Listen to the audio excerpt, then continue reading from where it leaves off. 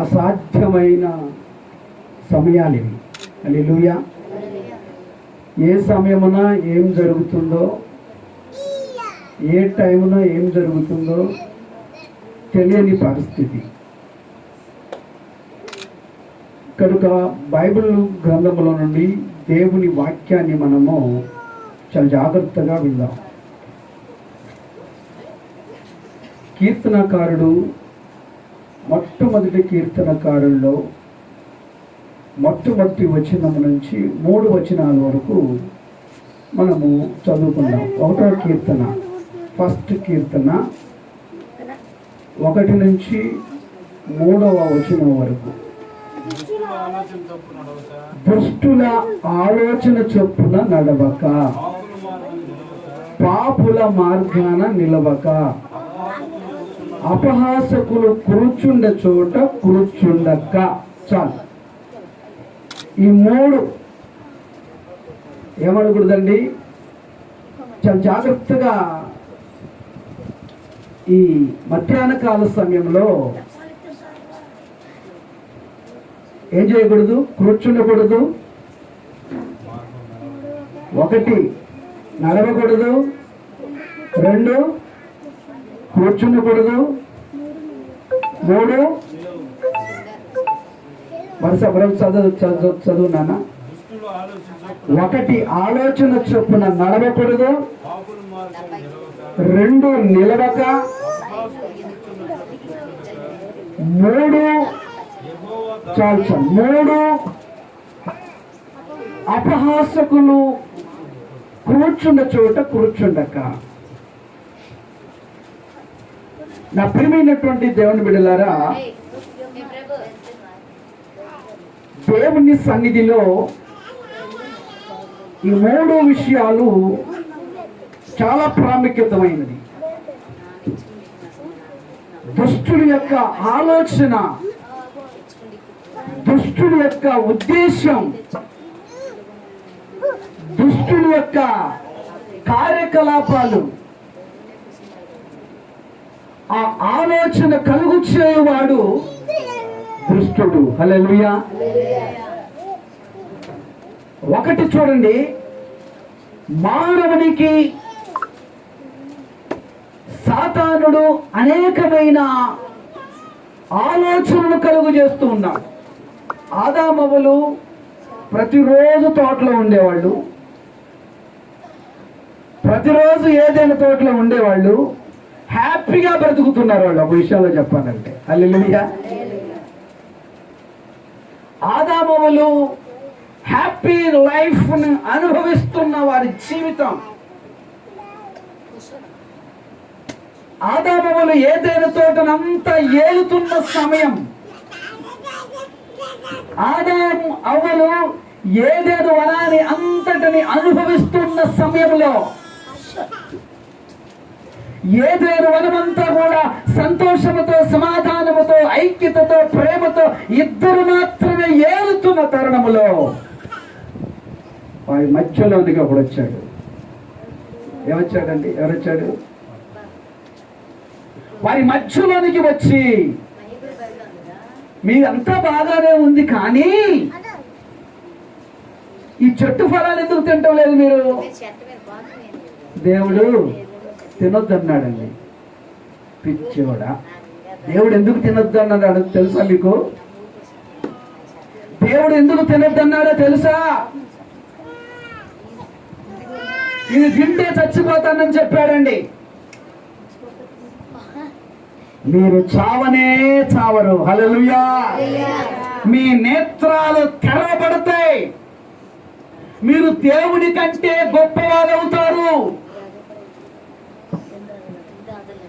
అందుకే దేవుడు నిన్ను తినొద్దన్నాడు. ఒక ఆలోచన తీసుకొచ్చి పెట్టాడు సాతానుడు. హల్లెలూయా. సాతానుగాడు ఒక ఆలోచన తీసుకొచ్చి పెట్టాడు.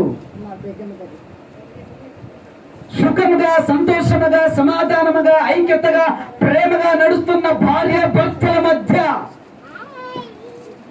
సాతానుగాడు ఒక రాయిని తీసుకొచ్చి పడేస్తాడు. బాగా జరుగుతూ బాగా హ్యాపీగా బ్రతుకుతున్న ఆదాము అవ్వల జీవితంలోనికి సాతానుగాడు ప్రవేశించాడు. వారి జీవితము అతలాకుతలమైపోయింది, పతనమైపోయింది, నాశనమైపోయింది. కారణం ఒక ఆలోచన. ఆదామవ్వలు ఒక దేవదూతలాగా ఉన్న వారి జీవితం దయ్యపు రూపంగా మార్చబడింది. కారణం సాతానుడు ఒక ఆలోచన కలిగించాడు. నా ప్రియమైనటువంటి దేవుని బిడ్డలారా, సాతాను ఇచ్చే ఆలోచన, సాతాను గాడి పెట్టే ఆలోచనలు అంతా ఇంత కాదు. ఒక ఆయన ఫోన్ చేశారు నాకు, పాప చాలా కాలపు దైవ సేవకుడు పాస్టర్ గారు. ఆయన చెప్పి అంటున్నాడు, ఆయన ఫోన్ చేస్తే చాలా రోజుల తర్వాత ఏదో ఆలోచన వచ్చింది, ఫోన్ చేశాను నేను. నా ఎలా ఉన్నారంటే చాలా బాగున్నానండి. ప్రియమైనటువంటి దేవుని బిడ్డలారా, మనిషి ఆలోచనలు వేరు, దేవుని ఆలోచనలు వేరు. ఆయన అంటున్న మాట ఏంటి? 10 లక్షలు పెట్టి ల్యాండ్ కొన్నామంట, 20 లక్షలు పెట్టి కట్టించామంట. చూసాడే, 10 లక్షలు పెట్టి కొనటం, 20 లక్షలు పెట్టి కట్టించటం, పెద్ద హాస్టల్ పెట్టావంట, పెద్ద బిల్డింగ్ కట్టారంట అని మాట్లాడుతున్నాడు. అన్న ఏమనుకోకు, ఎమ్మటే నువ్వు ఏం చేయంటే వీడియో కాల్ చేయి. ఒకసారి వీడియో కాల్ ఆన్ చేస్తాను, చూడు. మనిషి ఆలోచనలు వేరండి. మనిషి చూడకపోయినా, మనిషి చూడకుండా మనుషులు ఎంతో ఆలోచన చేస్తారు. కానీ దేవుడు ఆలోచన వేరు, మనిషి ఆలోచన వేరు. హల్లెలూయా. అందుకంటాడు, దుష్టుడు ఆలోచన చొప్పున నడవద్దు. ఆ దుష్టుడి యొక్క ఆలోచన ఏంటంటే పాడు చేస్తాడు. ఎవరిని పాడు చేస్తున్నా? హబక్కూకు గ్రంథంలో రాయబడి ఉంది, ఎవరిని మిరింగుదునా? వాడు గాలమేసి మానవులందరినీ గుచ్చి లాగి ఉన్నాడు. సాతాను ఆలోచనలు చాలా భయంకరమైనవి. ఈ రోజున నా ప్రియా దేవుని బిడ్డలారా, మనిషి మనం ఎక్కడ ఉంటున్నాం కానీ మన ఆలోచనలు ఎక్కడో ఉంటున్నాయి. దానికి ఆ డేక్ సేఫ్ స్విమ్మింగ్ పూల్. మనిషి ఆలోచనలు వేరు, దేవుడి ఆలోచనలు వేరు. అందుకు దేవుడు అంటాడు, నా తలంపులు మీ తలంపులు వంటివి కావు, మీ త్రోవలు నా త్రోవల వంటివి కావు. దేవుని సన్నిధిలో మన ఆలోచనలు ఎలా ఉన్నాయి? దైవత్వకరమైన ఆలోచనలు ఉంటే ఖచ్చితంగా నీవు, నీ కుటుంబ వ్యవస్థ ఆశీర్వదించబడుతుంది. మా తర్వాత చూసుకోవచ్చు రాదు. దేవుని సన్నిధిలో మన ఆలోచనలు యావత్తును సఫలపరచువాడు దేవుడు. దుష్టుని ఆలోచన ఏంటంటే ఎప్పుడు కూడా ఏం చేద్దాం? దుష్టుని ఉద్దేశం వేరండి. నిజమా? ఈ పండు తింటే మనం చస్తావా? తిన్నారు, మనం చావలేదే. దేవుడు రోజు ఆదాముతో ముచ్చటిస్తున్న వ్యక్తి ఎప్పుడైతే ఆ సాతాను మాటలు విని ఫలాన్ని తిన్నారో వాళ్ళ మనోనేత్రాలు తెరవబడ్డాయంట. వాళ్ళు సిగ్గునుందారు అని వ్రాయబడిందాడ.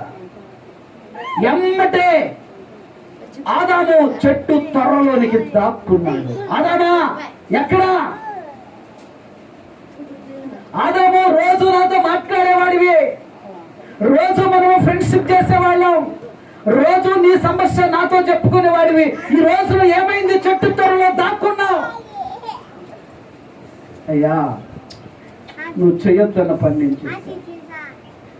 నువ్వు తినొద్దన్న పండు నేను తిన్నాను. అక్కడ కూడా ఆదాము దొంగ మాటలు మాట్లాడుతున్నాడు. ఏమన్నా తెలుసా?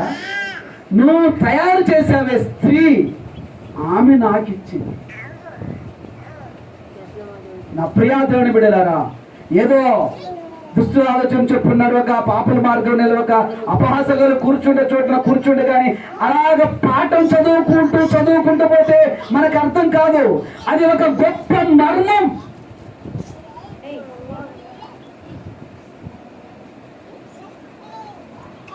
అది గొప్ప మర్మం దేవుడు మనకిచ్చాడు. సాతాను యొక్క ఆలోచనలు వేరు, దేవుని ఆలోచన వేరు. దేవుడు నీకు ఉన్నతంగా ఆలోచన ఇస్తాడు. దేవుడు నిన్ను ఉన్నతంగా చేయాలని, దేవుడు నిన్ను ఉన్నతంగా చూడాలని, దేవుడు నిన్ను ఉన్నతంగా చేయాలని, దేవుని సన్నిధిలో నిన్ను ఒక ఉన్నతంగా చూస్తున్నాడు. ఏ ప్రకారం అంటాడు, దేవా నీ గుడారములో అతిథిగా ఉండదగిన వాడెవడు. హల్లెలూయా. మనల్ని దేవుడు అతిథిగా ఎంచుతున్నాడు. మనమేమో కొన్ని రోజులు వస్తాయి. ఇప్పుడు ఎట్లా మారింది అంటే, పరిస్థితి ఎట్లా మారింది అంటే, అడ్డా తెలుసా ఎంతమందికో పనిచేసే వాళ్ళు అందరూ దొరుకుతారు. నేను చూశాను ఒక రోజు, నేను బండి తీసుకొని ఆ గేట్ దగ్గర వెళ్ళిపోతా ఉంటే అందరు పరిగెత్తుకొని వచ్చారు. అన్నమాట తెలుసా, నేను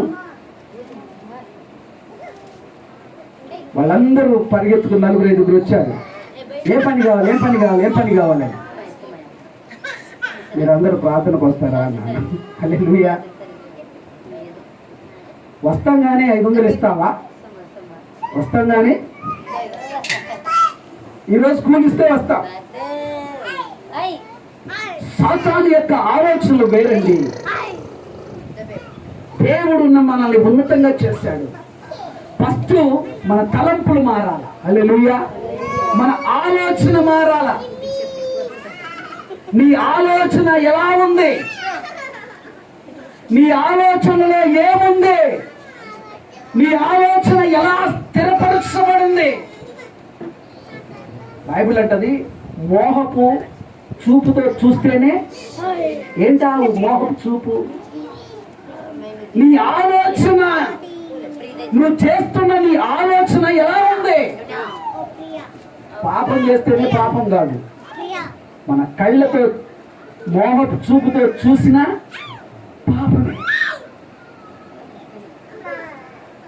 నా ప్రియమైనటువంటి దేవుని బిడ్డలారా, మత్తయి సువార్తలో మాట, నీవు మోహపు చూపుతో చూసినా పాపమే. ఎలా చూడాలి? చూపులోనే అర్థమైపోతుంది కదండి. ఇలా చూస్తే దొంగోడు చూసే చూపు వేరు, మంచోడు చూసే చూడు వేరు. పోలీసులకు అర్థమైపోద్ది ఎలా చూస్తున్నావో. పోలీసులు కనిపెట్టలేదా? యేసయ్య కనిపెట్టాడు ఒక ఆమెని. హల్లెలూయా. మా నువ్వు వచ్చింది నీళ్ళకేనా? చేతుకొత్తానికి తాడేది, బకెట్ ఏది? ఒక కుండ తెచ్చుకొని ఎవరన్నా కుండ కూడా తీసుకొని బావి దగ్గరికి వెళ్తారండి? నీ ఆలోచనకు రాకముందే ఫస్ట్ చూసుకో, జాగ్రత్తగా ఆలోచించే. మన ఆలోచనలు, నా ఆలోచన ఎవరికి తెలియదు, నేను చేస్తుంది ఎవరికి తెలియదు, నేను జరుగుతుంది ఎవరికి తెలియదు, నా యొక్క పరిస్థితి ఎవరికి తెలియదు అనుకుంటాం, కానీ దేవుడికి తెలుసు. హల్లెలూయా. నీ ఆలోచన యావత్తు. అందుకు దుష్టులు ఆలోచన చెప్పున నడవక. దుష్టుడు చెప్పే ఆలోచన ఏంటి? నేను పాడు చేద్దామని. ఒకటి, దృష్టి ఆలోచన చెప్పున నడవక. 2, పాపుల మార్గమున నిలవక. 2, నిలవకూడదు. ఎక్కడ నిలవకూడదు? ఎక్కడ నిలబడకూడదు? ప్రేమైనటువంటి దేవుని బిడ్డలారా, దుష్టుని యొక్క ఉద్దేశం ఏంటంటే నిన్ను పాడు చేయాలని. అపహాసకులు కూర్చుండ చోట కూర్చుండక. మనం చేసేది అదే. లాస్ట్లోదే అమ్మ